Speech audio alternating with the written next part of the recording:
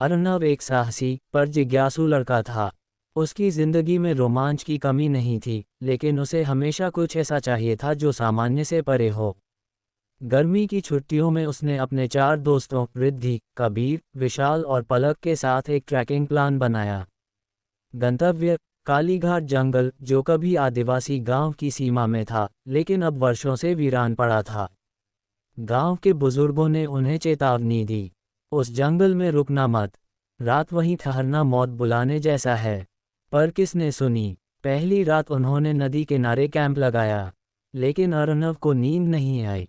आधी रात को उसने एक औरत की गूंजती हुई हंसी सुनी, जैसे कोई पास ही झाड़ियों में बैठा हंस रहा हो।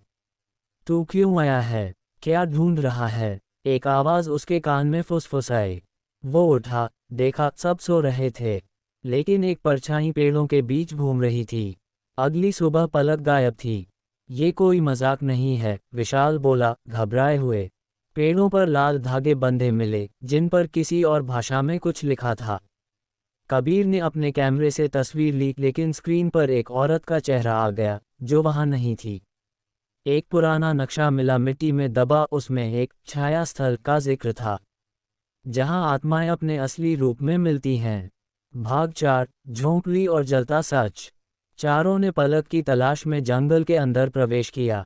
दोपहर तक उन्हें वही झोंपड़ी मिली जो अर्नव ने पहले देखी थी। इस बार अंदर एक लाल चटाई बिछी थी और उस पर एक इंसानी हाथ रखा था। कबीर को चक्कर आ गया। रिद्धि ने दीवार पर लिखा देखा, तुम सब चुने गए हो, अब केवल एक ही लौटेगा।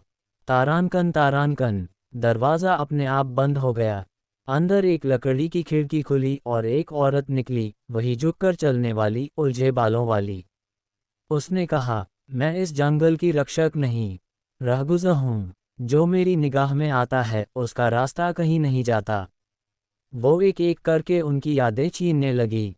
रिद्धि को अपने माता पिता की याद नहीं रही।